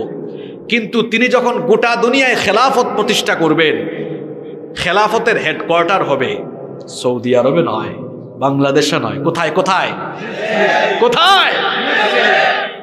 আমাদের বাংলাদেশে যে যখন সরকারে আসেন, সরকার প্রধানের অফিস কোথায়? আপনাদের পাবনায় রাষ্ট্রপতি পাইয়া আপনারা কি অফিস আদালত সব পাবনায় নিয়ে আসছেন নাকি? মহামান্য রাষ্ট্রপতির অফিসও কোথায়? তিনি বঙ্গভবনে থাকেন। কোথায়? ঢাকায়। তো ইমাম মাহদী আলাইহিস সালাম তামাম দুনিয়া শাসন করবেন আল্লাহর দ্বীন মতো, কোরআন মতো। আর খেলাফতের হেডকোয়ার্টার কোথায়? এজন্য বলেছি অসভ্য মার্কিনীরা, পশ্চিমারা, আমেরিকানরা বলছে আমরা গাজ্জাকে, ফিলিস্তিনকে শেষ করে দিব। আর আমরা বলছি আমেরিকা বলতে, পশ্চিমের দেশ বলতে পৃথিবীর মানচিত্রে আগামীতে কোনো দেশ থাকবে না। এটা ওয়াজের মাঠ গরম করা বক্তব্য নয়। একটু আগে একটা হাদিস বলে এসেছি না, কিয়ামতের আগে কয়টা ঘটনা ঘটবে? দেখি তো, বিলের মাছ, চলন বিলের মাছ, আত্রাই নদীর মাছ খেয়ে খেয়ে কাদের ব্রেন কতটা শার্প হলো। আমি বলেছিলাম 3টা ভূমিকম্প ঘটবে পৃথিবীর 3 দিকে। কার মনে আছে? একটা ঘটবে কোথায়? মাশাআল্লাহ, পূর্বে। আরেকটা, এবার পৃথিবীর ম্যাপ হাতে নেন তো, পশ্চিমে কোন দেশ? আমেরিকা। আর তার আরো কয়েকটা গুলাম দেশ আছে, ফ্রান্স সহ, কানাডা সহ আরো কয়েকটা আছে না? আচ্ছা, আমার মতো হুজুর না হয় কথা ভুল বলতে পারি, মুহাম্মদ সাল্লাল্লাহু আলাইহি ওয়াসাল্লামের কথা কি মিথ্যা? জোরে বলেন। তিনি কি বলেছেন 1500 বছর আগে? কিয়ামতের আগে পৃথিবীর 3টা অঞ্চল আল্লাহ মাটির নিচে গেড়ে দিবেন। একটা হবে খাসফুন বিল মাশরিক, পূর্ব দিকে, ওয়া খাসফুন বিল মাগরিব, আরেকটা হবে পৃথিবীর পশ্চিম দিকে, আরেকটা হবে ওয়া খাসফুন বিল জাজিরাতুল আরব, আরেকটা হবে জাজিরাতুল আরবে। এর মধ্যে একটার কথা বলেছেন পশ্চিমের দেশ, যে আমেরিকানরা গোটা পৃথিবীতে মরলগিরি করে অসভ্য ইসরায়েলিদেরকে দিয়ে মধ্যপ্রাচ্যের মুসলমানদেরকে বেকায়দায় ফেলার জন্য এবং মধ্যপ্রাচ্যে তাদের প্রভাব ধরে রাখার জন্য, শুধু মধ্যপ্রাচ্য নয়, সারা পৃথিবীতে ভেজাল লাগায় রেখেছে এই আমেরিকানরা। তারা ভাবছে আগামীর পৃথিবী তারা নেতৃত্ব দিবে। না, আমরা আল্লাহর হাবিবের এই হাদিস গবেষণা করে দেখেছি, এই আমেরিকানদের মুরলগিরি থাকবে না। অচিরেই পৃথিবীর মানচিত্র থেকে আমেরিকা এবং তাদের গোলাম দেশগুলো মাটির তলায় একেবারে নিঃশেষ হয়ে যাবে বলেছেন বড় হুজুর মুহাম্মদ সাল্লাল্লাহু। আপনাদের কি বিশ্বাস হয় নাকি হয় না? ইমাম মাহদী আলাইহিস সালামের 5টা পরিচয় বললাম। নাম্বার 6 নম্বর হলো ইমাম মাহদী যখন আসবেন দুনিয়ায়, তখন দুনিয়ার অবস্থা কি হবে? আল্লাহর হাবিব বলেছেন ইয়ামলাউল আরদা কিসতাম ওয়া আদলান কামা মুলিআত যুলমান ওয়া জাওরা। তিনি আসার আগে পৃথিবী যেমন জুলুম অত্যাচারে ভরপুর ছিল, তিনি আসার পরে জুলুম অত্যাচার নিপীড়নকে দূর করে দিয়ে গোটা দুনিয়াকে ন্যায় আর ইনসাফে ভরে দিবেন। আরো আসতে বলেন সুবহানাল্লাহ। তিনি যখন দুনিয়ায় আসবেন, দুনিয়াতে কেমন রহমত নেমে আসবে শুনেন। আল্লাহর হাবিব বলেছেন ইয়াসকিহিল্লাহুল গায়থ, আসমান থেকে তখন রহমতের বারিধারা নাজিল হবে। তখন অবস্থা এমন হবে তুখরিজুল আরদা নাবাতাহা, তখন জমিন থেকে ফসলের সমারোহ ভরে যাবে। এরপরে ওয়ায়ুতিল মালা সিহাহান, ইমাম মাহদী আলাইহিস সালাম সুষম বন্টন নীতি চালু করবেন। সুষম বন্টন নীতি। শোনেন, সুষম বন্টন নীতি থাকলে একটা সমাজ বা রাষ্ট্র উন্নতি উচ্চ শিখরে চলে যায়। যেখানে সুষম বন্টন নীতি থাকে না, সেখানের মধ্যে কোনো উন্নতি থাকে। আমার দেশ কত নেয়ামতের দেশ। আমার বাড়ি সিলেটে। সিলেটে গিয়েছেন কেউ? কে কে গেছেন? মাশাআল্লাহ মাশাআল্লাহ, আপনারা অনেকে গিয়েছেন। আমাদের সিলেটে গেলে দেখবেন দেশের 70% চা সিলেট থেকে উৎপন্ন হয়। সিলেটে আছে পাথরের খনি, আছে কয়লার খনি, আছে গ্যাসের খনি, এত সম্পদ আর সম্পদ। এদিকে আপনাদের পাবনার দিকে আসলে দেখা যায় দেশের সব দুধ আর ঘি আপনাদের এলাকায়, এত মাছ আপনাদের এলাকায়, চলনবিল, আত্রাই নদী, আরো বেশ কয়েকটা নদী আছে, মাছ আর মাছ ঈশ্বর দিয়েছে। এদিকে আবার পদ্মা নদীও আছে। তারপরে উত্তরবঙ্গে গেলে দেখা যায় তিস্তা ব্যারেজে, তিস্তা নদীর মধ্যে বালুর উপরে দেখেছি ভুট্টার চাষ। জয়পুর হাটে গেলে দেখা যায় আলু আর আলু। চট্টগ্রামে যান, কক্সবাজারে যান, দেখবেন লবণের চাষ, মাছ, শুটকি, পান। এই দেশে সম্পদ আর সম্পদ, এত সম্পদ। আমাদের পরে স্বাধীনতা লাভ করেছে এমন কিছু দেশ আছে যারা এখন বিরাট ধনী। শুধু তাই নয়, যে কাতারের লোকজন ভূমধ্য সাগরে মাছ ধরতো, মাছ বিক্রি করে করে খাইতো, আজকের ছোট্ট দেশ কাতার পৃথিবীর শীর্ষ ধনী, ঠিক কিনা? ওয়ার্ল্ড কাপ পর্যন্ত আয়োজন করে যে যুবকরা পড়াশোনা করবা, জানবা কাতার আমাদের দেশের তুলনায় অনেক ছোট, মাত্র 10,000 বর্গ মাইলের একটা ছোট্ট দেশ। এরাও স্বাধীনতা পেয়েছে 71 সালে, আমরাও পেয়েছি 71 সালে। তারা স্বাধীন হয়েছে ব্রিটিশ থেকে, আর আমরা স্বাধীন হয়েছি বর্বর পাকিস্তানি থেকে। আমাদের পরে স্বাধীন হয়েছে এমন বহু দেশ আছে, ধনীদের তালিকায় চলে গিয়েছি। আমার দেশে এত সম্পদ, এত নেয়ামত, কেন আমরা এখনো উন্নতির চোখ দেখি না? কারণ সামনে পিছে ডানে বামে চোর বাটপারের অভাব নাই, সুষম বন্টন নীতি নাই। আমার দেশে আছে যেমন পাথরের খনি, কয়লার খনি, গ্যাসের খনি, সম্পদের খনি, এগুলোকে চেটে পুটে লুটপাট করে খাওয়ার জন্য আছে চুর ডাকাতের খনি। এজন্য আমার দেশের স্বাধীনতার স্থপতি মরহুম বঙ্গবন্ধু শেখ মুজিবুর রহমান বলেছেন, আমি ভিক্ষা করে করে আনি আর চাটার দলেরা চেটে পুটে খেয়ে সব শেষ করে ফেলে। যথার্থ বলেছেন তিনি, যথার্থই বলেছেন তিনি। তিনি আরো বলেছিলেন, মানুষ দেশ স্বাধীনের পরে পায় রাস্তাঘাট, হ্যাঁ, সম্পদের খনি, এই খনি সেই খনি, আমি পাইছি চোরের খনি। এই চোর আর ডাকাতরা যদি চুরি ডাকাতি বন্ধ করে, জনগণের মধ্যে সুষম বন্টন নীতির ভিত্তিতে এরা যদি এরকম ইনসাফ ভিত্তিক বন্টন নীতি চালু করত, আমাদের দেশ শীর্ষ ধনীর কাতারে চলে যেত। এই কথা কেন বলেছি? ইমাম মাহদী তার বৈশিষ্ট্য ইউতিল মালা শিহাহান, সুষম বন্টন নীতি চালু করবেন।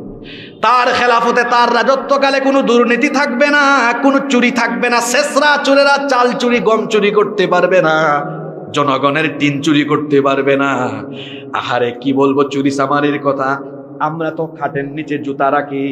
আমাদের দেশের জনপ্রতিনিধি নামে এমন বহু ডাকাত আছে, এরা খাটের নিচে জনগণের তেল লুকায় রাখে।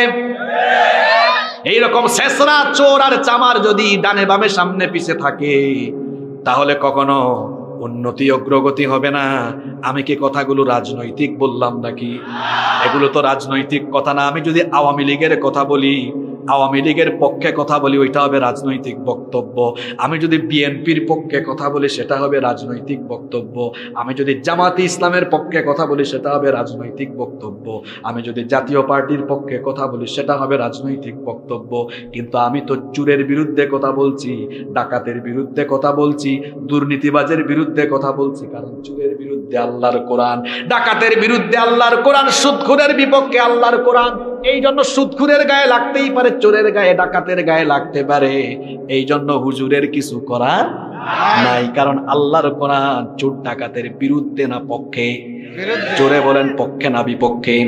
তাহলে ইমাম মাহদির সময় ইনসাফ থাকবে। জোরে বলেন কি থাকবে? শুধু তাই নয়, আল্লাহর হাবিব আরো বলেছেন ওয়াতাকসুরুল মাশিয়া, তার শাসন আমলে গবাদি পশু বেড়ে যাবে, ওয়া তুযামুল উম্মাহ, এমনকি তিনি মুসলিম উম্মাহকে শক্তিশালী করবেন, ঐক্যবদ্ধ করবেন। নাম্বার 7, 7 নাম্বার হচ্ছে আল মাহদিয়্যু মিন্না আহলা ইউসলিহুল্লাহু ফি লাইলাতিন ওয়াহিদা। আল্লাহর হাবিব বলেছেন ইমাম মাহদি যখন কিয়ামতের আগে দুনিয়ায় আসবেন, ক্ষমতায় তিনি এমন ভাবে অধিষ্ঠিত হবেন, ফি লাইলাতিন ওয়াহিদা, আল্লাহ তাকে মাত্র এক রাতে খিলাফতের যোগ্য বানাবে। আমি কি আপনাদেরকে কষ্টে ফেলে দিয়েছি? কষ্ট হচ্ছে না তো? আমরা ক্ষমতার জন্য বছরের পর বছর, যুগের পর যুগ আন্দোলন করি, সংগ্রাম করি, লড়াই করি, আর ইমাম মাহদি ক্ষমতার জন্য আন্দোলনও করবেন না, সংগ্রামও করবেন না, মাত্র এক রাতে আল্লাহ তার হাতে গোটা দুনিয়ার ক্ষমতা দিয়ে দিবে। নাম্বার 8 নাম্বার হচ্ছে ইমাম মাহদি যখন আসবেন, মাহদি বিরোধী লোকেরা তখন ঐক্যবদ্ধ, মাহদি বিরোধী লোকেরা ঐক্যবদ্ধ হয়ে ইমাম মাহদিকে হত্যার জন্য সৈন্যবাহিনী পাঠাবে। ইমাম মাহদিকে কোথায় চেনা যাবে, কোথায় তার প্রকাশ ঘটবে? শুনেন, আল্লাহর নবী বলেছেন ইয়াউদু আইদুম বিল বাইত। আমি আশ্চর্য হচ্ছি, আমি অবাক হচ্ছি, আমারই বংশের এক লোক যখন খিলাফতে অধিষ্ঠিত হবেন আর যখন তিনি কাবা ঘরে আশ্রয় নেবেন, ইমাম মাহদি আলাইহিস সালাম কাবা ঘর তওয়াফ করবেন, রুকনে ইয়ামিনী এবং মাকামে ইব্রাহিমের মাঝ বরাবরে তিনি থাকবেন। লোকেরা তাকে দেখে চিনে ফেলবে। আসল মাহদি যিনি হবেন তিনি তাকে নিজে মাহদি বলে পরিচয় করবেন না, দাবি করবেন না, মানুষকে তার হাতে বায়াত গ্রহণের জন্য বলবেন না, বরং গোটা দুনিয়ায় তখন এমন বিপদ মুসিবত ছেয়ে যাবে, কাবা ঘরের মধ্যে লোকজন তওয়াফরত অবস্থায় তখন ইমাম মাহদিকে দেখে চিনে ফেলবে। ইমাম মাহদিকে চিনে তারা ইমাম মাহদির হাতে বায়াত গ্রহণ করবে। আর মাহদি বিরোধী লোকেরা, অর্থাৎ দুনিয়ার কাফির, মুশরিক, বেঈমান, বর্বর ইহুদি সহ মুনাফিক, বেঈমান, জালিম গুলো তখন ঐক্যবদ্ধ জোট বানিয়ে তারা তাদের একটি সম্মিলিত সেনাবাহিনী পাঠাবে মাহদিকে হত্যা করার জন্য। শুনতেছেন তো আপনারা? ওই যে একটু আগে বলছিলাম না, আসল মাহদি চিনবেন কেমনে? আসল মাহদি হবেন যিনি কেউ মারতে পারবে না তাকে। এখন পর্যন্ত দুনিয়ায় অনেকে নিজেকে ইমাম মাহদি বলে দাবি করেছে। যুবক ভাইদের কাছে ফোন আছে না? গুগল শরীফে সার্চ করবেন, সব পাবেন। সর্বশেষ দুনিয়াতে ইমাম মাহদি বলে একজন দাবি করেছে 1980 সালে। তার নাম হচ্ছে মুহাম্মদ বিন আবদুল্লাহ আল কাহতানি। মুহাম্মদ বিন আবদুল্লাহ আল কাহতানি 1980 সালে সৌদি আরবের সেই সময়ের সরকার তখন একটা ফোর্স পাঠিয়ে ওই নকল মাহদির বুককে গুলে দিয়ে জাজরা করে দিয়েছে, শেষ। এখন আপনারা বলবেন, হুজুর আসল মাহদিকে কি এরকম হত্যা করা যাবে নাকি? বোমা, বুলেট, মিসাইল বা ক্ষেপণাস্ত্র দিয়ে তাকে কি হত্যা করা যাবে নাকি? শোনেন, আল্লাহর নবী বলেছেন যখন মাহদির আত্মপ্রকাশ ঘটবে, মাহদি বিরোধী লোকেরা একটা সম্মিলিত শক্তিশালী সেনাবাহিনী পাঠাবে ইমাম মাহদিকে হত্যা করার জন্য। মাহদি তখন কাবা ঘরে থাকবেন, মসজিদে হারামের মধ্যে থাকবেন। আর ওই সম্মিলিত বাহিনী যখন মাহদিকে হত্যা করার জন্য তারা যখন রওনা করবে, ফাইদা কানু বিবাইদাই মিনাল আরদি খুসিফা বিহিম, বাইদা নামক একটা যাওয়ার পরে, বাইদা নামক একটা জায়গায় উপস্থিত হওয়ার পরে ওই সম্মিলিত সেনাবাহিনীকে আল্লাহ মাটির তলায় ধসাইয়া দিবেন। আল্লাহু আকবার! তাহলে ইমাম মাহদি হবেন যিনি তাকে কেউ হত্যা করতে পারবে? জুড়ে বলেন, কেউ হত্যা করতে পারবে না। ইমাম মাহদির আগমনের খবর যখন গোটা দুনিয়ায় ছড়িয়ে যাবে, খুরাসান থেকে সর্বপ্রথম কালো পতাকাবাহী এক লোক, তুর্কমেনিস্তান, আফগানিস্তান, ওই অঞ্চল থেকে প্রথম লোকেরা কালো পতাকা নিয়ে ইমাম মাহদির সৈন্য হবে। আমাদের হায়াতে যদি আমরা মাহদিকে দেখে ফেলি, মাহদির খবর পাই, আমরাও মাহদির সৈন্য হতে রাজি আছি না নাই? দেখি তো কারা কারা রাজি, দুহাত তুলে আল্লাহকে দেখান। মাশাআল্লাহ, লিল্লাহি তাকবীর, লিল্লাহি তাকবীর। হাত নামান। যারা যাবেন না তাদের ব্যাপারে নবীজি কি বলেছেন শোনেন, ফাইদা রাআইতুমুহু ফাবাইউহু ওয়ালাউ হাবওয়ান আলা সালজ। মাহদির আগমনের খবর যখন পাবা তখন বরফের উপর দিয়ে হামাগুড়ি দিয়ে হলেও মাহদির হাতে তোমরা বায়াত গ্রহণ করবা। এবার আসেন নাম্বার 10 এবং সর্বশেষ বৈশিষ্ট্য হলো ইমাম মাহদি দুনিয়াতে আসার পরে কতদিন তিনি রাজত্ব করবেন, কতদিন তিনি ক্ষমতায় অধিষ্ঠিত থাকবেন, আল্লাহর নবী বলেছেন, আবু দাউদ শরীফে হাদিস বর্ণিত হয়েছে, নবীজি বলেছেন ইয়ামলিকু সাবআ সিনিন ওয়া ফি রিওয়ায়াতিন উখরা 9 সিনিন। নবীজি বলেছেন ইমাম মাহদী 7 বছর, কোন বর্ণনায় এসেছে 9 বছর, অর্থাৎ 7 কিংবা 9 বছর তিনি রাজত্ব করবেন। আল্লাহু আকবার। ইমাম মাহদীর কয়টা বৈশিষ্ট্য বললাম? কয়টা? আপনাদের কষ্ট হচ্ছে? এখন লাইনে তুলেছি আপনাদেরকে, আরো চমৎকার চমৎকার তথ্য পাবেন ইনশাআল্লাহ। আমলি অনেক কথাও থাকবে। মা বোনরা এসেছেন না? মা বোনদের উদ্দেশ্য অনেক ওয়াজ আছে আজকে ইনশাআল্লাহ। আপনারা থাকবেন তো না উঠে দৌড় মারবেন? ইনশাআল্লাহ। ইমাম মাহদী আলাইহিস সালাম তাম দুনিয়ার মুসলমানকে সুসংগঠিত ঐক্যবদ্ধ করবেন। ওই সময়ে আবার মুসলমানদের মধ্যে ফিতনা চালানোর জন্য চলে আসবে মাসিহুদ দাজ্জাল। মাসিহুদ দাজ্জালের নাম শুনেছেন তো আপনারা? এর নাম হচ্ছে, এর পুরা নাম, যেমন আমাদের অনেকের নাম আছে না, এই যে পুস্টারে দেখেন মকবুল হুসাইন, আপনাদের এমপি সাহেব, ওনার পুরা নাম, সুন্দর নাম ওনার। তারপরে আবু ইউসুফ আলী মোল্লা, এরপরে এখানে অনেকের নাম আছে, গোলাম হাফিজ রঞ্জু, লোকমান হুসাইন, সুন্দর সুন্দর নাম সবার, এই যে পুরা নাম। তো দাজ্জালের পুরা নাম হচ্ছে মাসিহুদ দাজ্জাল। তার নাম মাসিহ কেন, তার নাম দাজ্জাল কেন, এটা আগে শুনেন। মাসিহ, ঈসা আলাইহিস সালামকে বলা হয় মাসিহ ইবনু মারইয়াম। তো ঈসা আলাইহিস সালামকে মাসিহ বলা হয়, আবার দাজ্জালের নামও মাসিহ। তো একজন তো ভালো নবী আর একটা শয়তান, শুধু শয়তান না, শয়তান থেকেও আরো খারাপ। তো দুইজনের নাম মাসিহ কেন, এবার শুনেন। ঈসা আলাইহিস সালামকে মাসিহ বলা হয় এই কারণে, মাসিহ শব্দটার সাথে আপনারা পরিচিত। আপনারা যখন অজু করেন, অজু করার সময় একটা অঙ্গ ধৌত না করে কি করেন? কি করেন? মাসিহ করেন। মাসিহ শব্দটি মাসহুন থেকে এসেছে। মাসিহ মানে হলো মুছা, মাসিহ মানে হলো মুছা। ঈসা আলাইহিস সালামকে মাসিহ বলা হয় কেন জানেন? ঈসা আলাইহিস সালামের মুআজিজা ছিল, তিনি যখন কোনো অন্ধ ব্যক্তির চোখের উপরটা মাসিহ করে দিতেন, আল্লাহ ওই অন্ধ ব্যক্তির চোখের আলো ফিরাইয়া দিতেন। সুবহানাল্লাহ। ঈসা আলাইহিস সালাম যখন কোনো কুষ্ঠরোগীর গা হাত দিয়ে মাসিহ মুছে দিতেন, আল্লাহ তার কুষ্ঠরোগ ভালো করে দিতেন। এখন প্রশ্ন হলো, হুজুর দাজ্জালকে মাসিহ বলা হয় কেন?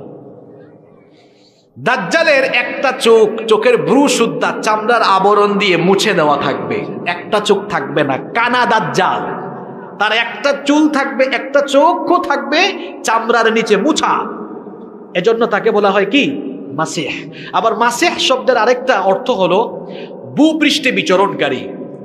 এই দাজ্জাল মক্কা মদিনা ছাড়া গোটা দুনিয়ায় ঘুরে বেড়াবে আর মানুষের মধ্যে ফিতনা চালাবে, যেহেতু সে ভূপৃষ্ঠে বিচরণ করবে, এজন্য তার নাম হচ্ছে মাসিহ।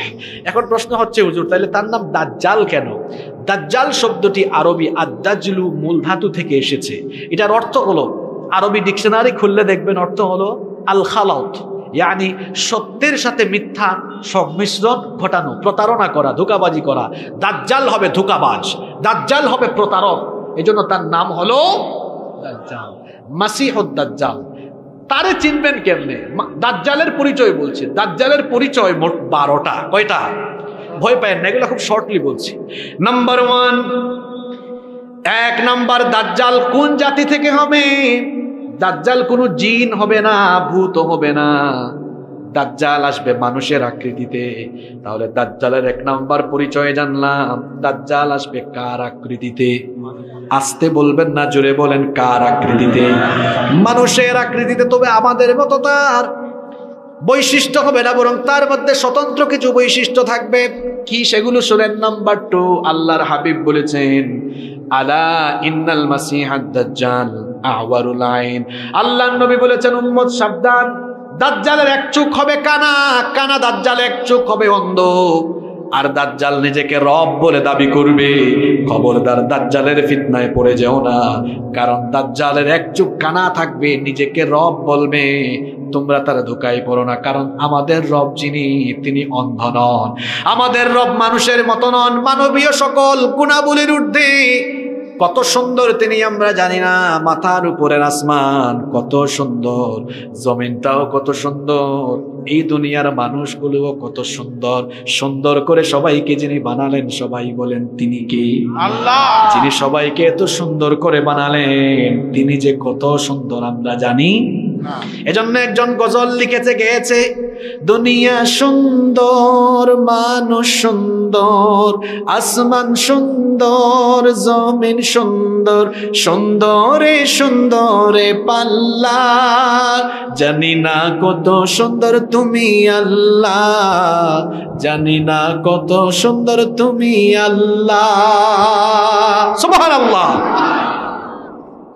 এক নাম্বার বললাম দাজ্জাল হবে মানুষের আকৃতির, 2 নাম্বার দাজ্জাল হবে কানা, নাম্বার 3 নাম্বার হচ্ছে ইন্নাহু শাবুন কাতাব, দাজ্জাল হবে বিরাট আকৃতির এক যুবক, দানবীয় চেহারা থাকবে।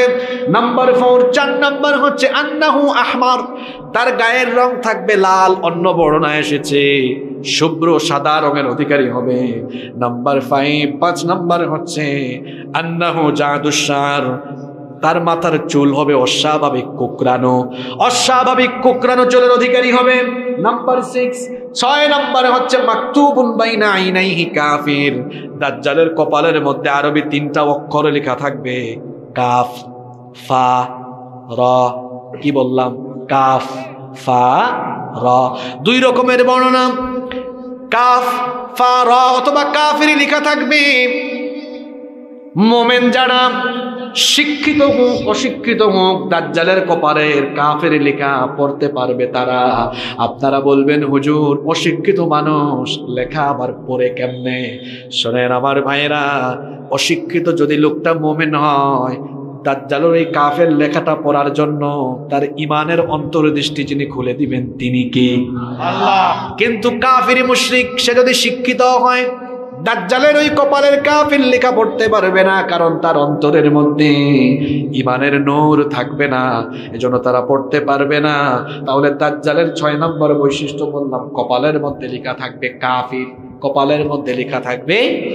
নাম্বার 7 নম্বর হচ্ছে আল্লাহর হাবিব বলেছেন দাজ্জাল হবে এমন, আল্লাহর নবী বলেছেন ইন্না মাসিহাদ দাজ্জাল, আল্লাহর হাবিব বলেছেন নিশ্চয়ই দাজ্জাল হবে রজুলুন কসিরুন আফহাজ, দাজ্জাল হবে বেটে। আপনারা আপনাদের এলাকায় বেটে মানুষকে কি বাটি বলেন, বেটে না বাইটটা বলেন? আপনাদের ভাষা খুব সুন্দর, আমাদের সিলেটের আঞ্চলিক ভাষা একটু জটিল। আমরা সিলেটে বেটে মানুষকে বলি তুমি বাট্টি, কি বলি আমরা? দাজ্জাল হবে বেটে এবং সে হবে আফহাজ। আফহাজ মানে কি? আফহাজ হচ্ছে হুয়াল্লাযী ইযা মাশা বা'দা বাইনা রিজলাইহি কাল মুখতাইন। খতনা করার পর ছেলেরা হাঁটে কেমনে দেখছেন আপনারা? খতনা মুসলমানই দেয় না, ওই খতনা করার পরে, সুন্নতি খতনা করানোর পরে ছেলেরা কেমনে হাঁটে? 2 পা ফাঁক করে ছড়ায়া ছড়ায়া। ওই দিন নোয়াখালী জিজ্ঞেস করলাম আপনারা এটাকে কি বলেন আঞ্চলিক ভাষায়? তাদের ভাষা কি সুন্দর, হ্যাঁ, তারা পানকে বলে হান, পানিকে বলে হানি। আমি তাদের এলাকায় শীতকালে মাহফিলে গিয়েছি একবার, এটা অনেক আগের কথা, যখন নোয়াখালীতে প্রথম গিয়েছি। তো আমাকে এক ভাই, প্রচন্ড কুয়াশা মাহফিলে, খুব শীত, আমাকে এসে একজন ভাই বলছে হুজুর, হুজুর হানি খাইবেন নি, হানি খাইবেন নি? আমি ভাবলাম মনে হয় ভাইজান খুব শিক্ষিত মানুষ, হানি মানে তো কি মধু না? তো ভাবলাম খুব ঠান্ডা শীত পড়েছে, একটু খাইলে একটু পরে ওয়াশ করবো, গলাটাও একটু গরম হবে। বললাম ভাই নিয়ে আসেন প্লিজ। কিছুক্ষণ পর 1 গ্লাস পানি নিয়ে আসছে, কয় হুজুর নেন হানি। আমি বললাম ভাই চাইলাম হানি, দিলেন দেখি পানি। কয় হুজুর আমি তো হানির কথাই কইছি আপনার। অর্থাৎ তারা এই পানিকে তাদের ভাষায় কি বলে? তো নোয়াখালীতে এই যে 2 পা ছড়াইয়া হাঁটলে তারা এটাকে বলে সেগাইয়া সেগাইয়া হাঁটে, সেগাইয়া সেগাইয়া হাঁটা। দাজ্জাল হবে এরকম 2 পা ছড়িয়ে দেওয়া হাঁটবে। যুবকরা হেসো না, অনেক যুবক কিন্তু রাস্তাঘাটে দেখবেন 2 পা ছড়াইয়া ছড়াইয়া হাঁটে। এগুলো দাজ্জালের অনুসারী, এভাবে হাঁটা যাবে না। কেমনে হাঁটতে হবে আল্লাহ শিখিয়েছেন। আল্লাহ বলেছেন ওয়া ইবাদুর রহমানিল্লাযীনা ইয়ামশুনা আলাল আরদি হাওনা রহমানের বান্দারা দুনিয়ায় ভদ্রভাবে বিচরণ করবে, নম্রতার সাথে বিচরণ করবে, অভদ্র হবে না, ভদ্রতার সাথে চলবে। এটা আমাদেরকে শিখিয়েছেন কি? দাজ্জালের 8 নম্বর বৈশিষ্ট্য হলো দাজ্জাল হবে নির্বংশ। আল্লাহর নবী বলেছেন ইন্না মাসিহাদ দাজ্জাল লা ইউলাদু লাহু, তার কোনো ছেলে মেয়ে থাকবে না, সন্তানাদি থাকবে না। নাম্বার 9 নম্বর হচ্ছে আল্লাহর নবী বলেছেন দাজ্জাল হবে বিরাট দানবাকৃতির, দানবের মতো চেহারা। নাম্বার 10 নম্বরে হচ্ছে দাজ্জাল হবে বক্র স্বভাবের। ওই যে আমরা মাঝে মাঝে বলি ঘাড় তেরা ঘাউরা, দাজ্জাল হবে এরকম ঘাড় তেরা একটু গাউরা টাইপসের লোক। এরপরে নাম্বার 11 নম্বর হলো দাজ্জালের এই কপাল হবে অত্যন্ত প্রশস্ত। 12 নম্বরে হচ্ছে দাজ্জাল তার গলা এবং কাঁধ হবে আরিদুন নাহার, প্রশস্ত হবে।